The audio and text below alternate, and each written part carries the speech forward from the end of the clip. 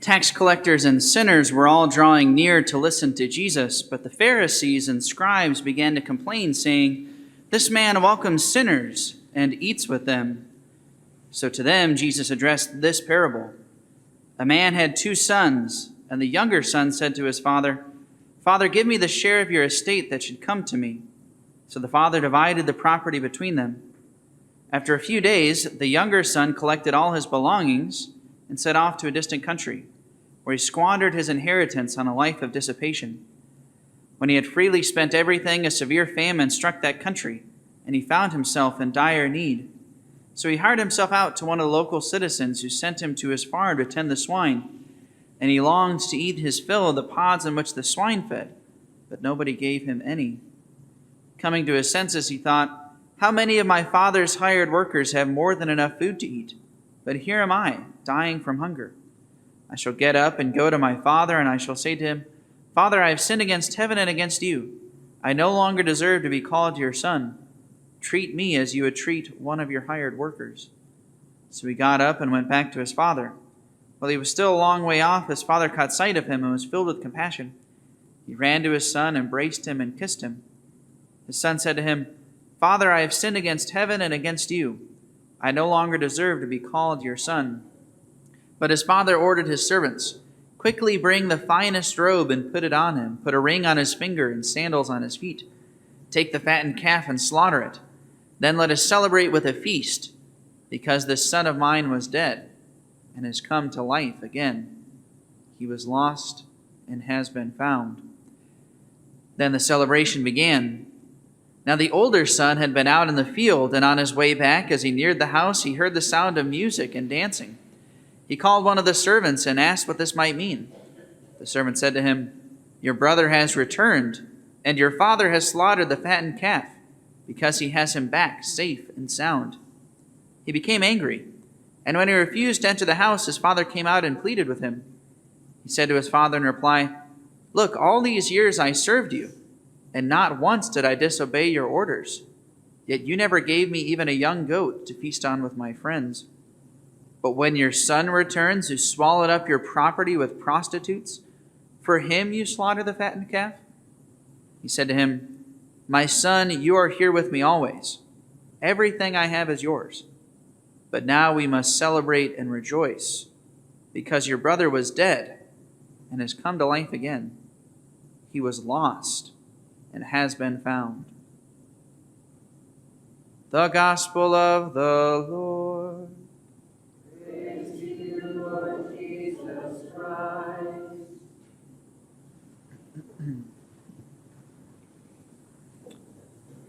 So just a reminder, here we're on the 4th Sunday of Lent, which means as a parish we're doing those Latin Mass parts, right, during the Sanctus and after the consecration and for the Agnus Dei. So there should be papers in your pews, but if not, there's a bunch of extras in the back of the church as well, right? So you can sing along with those Latin Mass parts. The other thing we've been doing during Lent is we've been going through this book, From Christendom to Apostolic Mission. I had it in here. I lost it. It's a red book. You guys have seen me hold it up before. You don't need to see it again, okay? It's called From Christendom to Apostolic Mission. I have ordered a bunch of copies, actually, that should be coming any day now. So if you'd like a free copy of the book, those should be coming soon. So let me or the parish office know. But the main thing we've been discussing about this book is it's discussing the state of our church today and the fact that we have entered into a new age in church history. We are no longer in what would be called a Christendom age, in which the worldview around us supports Christianity, right? For basically the last 1,500 years of the church in Western civilization and Western society, we have been living in a largely Christian culture, a Christian society. Doesn't mean that everybody lives up to Christianity, but it means that the worldview is largely a Christian worldview. And that's the difference with our age today. The dominant worldview of our culture is not a Christian worldview. And that's why so many people are leaving the church. And that's why so many people, even inside the church, don't realize how affected they are by this anti-Christian worldview. Right? This is a new age of the church, something we would call an apostolic age. Right? But the main preface of this book we've been discussing is that this is not a cause for despair. right? Or to be doomsday about things, right? There have been other apostolic ages in the church before, right? And the church has a way of reviving herself. Not only that, but there are pockets even in our country today where there are certain parishes that are thriving because they have changed their vision and their mindset from a Christendom mindset to an apostolic mindset. I mentioned last week that even here in our own community, right, sometimes Protestant churches are better at this than we are. And we're experiencing that here in Crawfordsville, right? One of our Protestant churches, Rock Point Church, right? 20 years ago, they had 20 members, and they were all elderly parishioners. But over the last 20 years, they have changed their vision and changed their mindset to a sort of apostolic mindset. And because of that, now they're the biggest church in Crawfordsville. Right? That's not to say that everything they do is perfect or anything like that. It's just the point, right?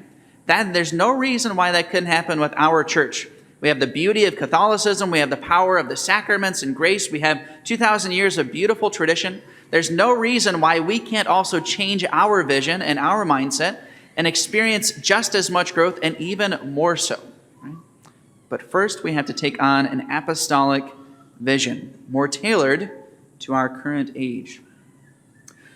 So what is needed in an apostolic age?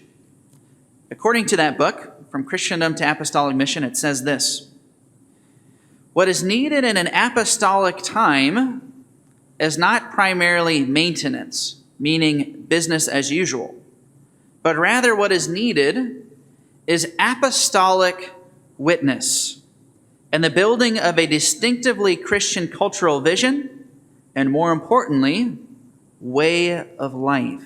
Right? So what is needed in an apostolic time is for every individual Christian to live an apostolic way of life. See, reviving our church isn't going to be about better programs or better strategies. It's about individual Christians living an apostolic way of life. 10 genuinely apostolic Christians is worth more than thousands of lukewarm and unintentional Christians. The focus has to be on us as individuals committing to live an apostolic way of life. And what does that look like? What does it look like to live an apostolic way of life? Something I've always reminded of is a book I came across a number of years ago. It's called Dedication and Leadership. It was written by a man named Douglas Hyde, and it was all about communism. Right? There's a lot that we can learn from the communists, and that was the point of this book. Douglas Hyde was a man who had been a very high-up member in the British Communist Party, right, in the early 20th century. And he eventually converted to Catholicism, right? And he rejected all of those communist ideologies, right? And the main preface of his book, it was actually a series of speeches that he gave to bishops throughout the world. And the main preface of his book was, first of all, communism is an evil ideology.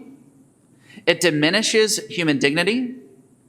Christianity, on the other hand, is a beautiful teaching, right? And it elevates human dignity. And yet, so much of the world in such a rapid time was converted to communism and rejected Christianity. Why was that? It came down to the fact that the communists were much more zealous than the Christians. The communists lived a much more apostolic way of life than Christians tend to live. He said his greatest disappointment when he became a Christian and entered the church was the utter lack of zeal that he experienced in the church. It was the total opposite of what he experienced as a communist. And when somebody entered the Communist Party, they entered into a whole new way of life immediately. A large portion of their income, for example, was given directly to the communists. Immediately upon entering the Communist Party, things were asked of them. Right? They had to give up their time to attend classes. They had to give up their time to go and sell newspapers on the streets and to be ridiculed and mocked by the people on the streets. Right? Communists, when they went to work, they would meet with their fellow communist members every single morning just before going into work. And basically what they would do was strategize about how they were going to spread the good news of communism. They intentionally sought out ways to bring up the communist faith, right, in conversation. They planted newspapers in their offices just to try to get the conversation going. They made a point to be the utmost behaved in their workplace and to be the most supportive and helpful people there. They got involved in community service because they wanted people to see that the communists were the ones who were building up the local community. Right? When you enter the Communist Party, immediately your entire life was given over to that cause, right? And that's why communism spread so much. Right? And it's shameful that for many of us as Christians and as Catholics, we don't have any of that zeal. Right? We fail in comparison. In order for our churches to be revived and for the faith to continue to spread, we don't have to have like extraordinary saintly virtue, right? The communists didn't have that. What they had was a mission, and they intentionally lived that mission every day. And we as Catholics need to do the same. That's what it means to live an apostolic way of life. You intentionally put your time and your life at the service of spreading the faith, right? So what does that look like? That means when you talk about your time, your schedule, how you live your life, how much of your time is actually given to God? Right? As Catholics, we should be praying every single day. We should be praying rosaries. We should have time in silent prayer. We should be spending time every single week before the Blessed Sacrament, right? Our King and our Master, our General.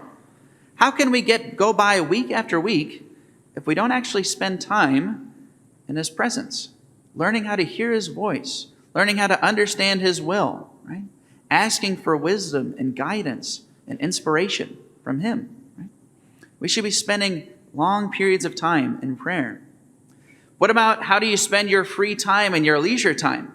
Do you ever spend time trying to learn about the faith, right? Reading books, watching videos, reading articles, attending classes, right? Many people in this parish like to come to daily Mass because at daily Mass, it's a great opportunity every day to learn about the faith via the homily, right? So what do you do to learn the faith? Right? How can we expect to spread the faith and to withstand the forces of our cultural worldview if we ourselves haven't formed ourselves intellectually? In order to be an apostolic Christian, you have to live with a converted mind, right? You have to understand the faith at an intellectual level. So many people are leaving the faith precisely for intellectual problems. And so if we want to preserve the faith and spread it, we have to know it at an intellectual level. Know the evidence and reasons for your faith. Take the time to study the faith and form your mind. Right? To be an intentional and apostolic Christian means that, like the communists, you literally seek times to spread the faith. Right? With your neighbors, your family members, your friends, do you seek opportunities to bring up the faith? Right? That doesn't mean that you're aggressive about it. It doesn't mean that you're violent about it or anything like that, right? To be an apostolic Christian doesn't mean you force people to share your beliefs, but it means you intentionally try to find ways to spread the faith, to bring it up in conversation, to show people the beauty and the splendor of it. That's one of the reasons why I love our St. Bernard jackets, right? I love that you can go into a Walmart or a grocery store and you see them everywhere, right? It's awesome. I want people to know that the Catholics are here to stay and that we love our parish and we love our faith and they should want to be a part of it.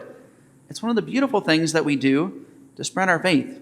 It doesn't always have to be aggressive and in your faith and in your face, but we should also be intentional. There should be people in our lives who we are strategically trying to bring in to the fold, right? Lastly, what does it mean to be an apostolic Christian? It means that we have to have confidence and joy in what we are doing. Right? Too many times, we as Christians, we're afraid to stand out. We're afraid to be countercultural. Maybe we're even afraid of persecution. Right? In an apostolic age, that is the biggest temptation. It's to be cowardly about our faith, out of fear of the consequences. And there are consequences in our modern day, right? Even if you're not aggressive, even if you don't force your faith upon anybody else, just for holding Christian points of view, people might perceive you as dangerous. They might think that you are no longer responsible enough to hold your position in your job, right? They might think that you hold beliefs that are too offensive, right? There are real consequences that come with being a genuine Christian in our culture today. Are you willing to embrace that? Are you willing to be seen as perhaps maybe a little too extreme or a little too intense? Right? That's what should happen in apostolic age.